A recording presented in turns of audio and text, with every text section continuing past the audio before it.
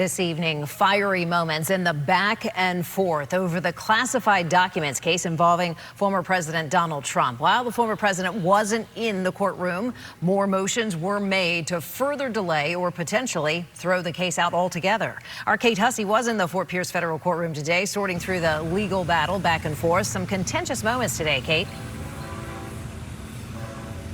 Shannon, that's right. What started off as a normal hearing quickly turned into a heated argument as special counsel prosecuted refuted claims of misconduct, bribery, even threats. It got to the point that Judge Aileen Cannon told one prosecutor to calm down.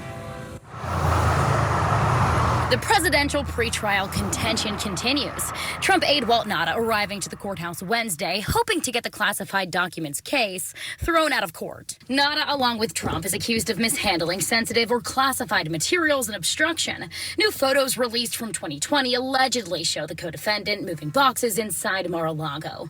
But a motion filed by his attorney claims the special counsel selectively and vindictively prosecuted him. There are cases where motions like this have been brought, but the burden is high, and you have to prove that the government just disregarded the evidence. Attorney David Weinstein says that will be hard to do, and special counsel prosecutor Jay Bratt argued in court.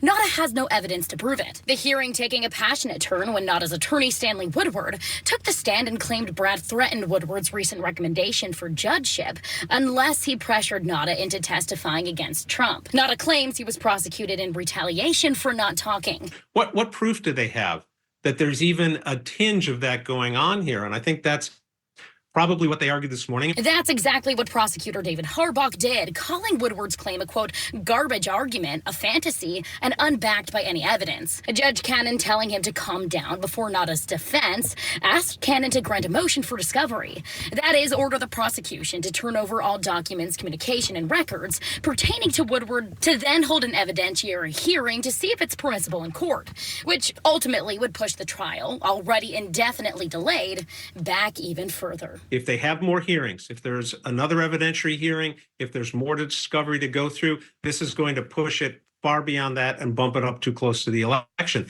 The implication is that if Trump is elected president again, he will be in charge in January. He will then be overseeing the Department of Justice, and he will direct that this case be dismissed.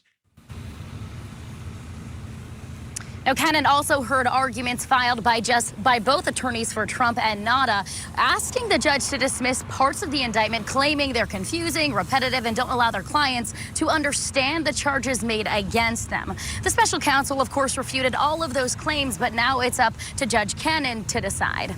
Reporting live in Fort Pierce tonight, I'm Kate Hussey, WPTV News Channel 5.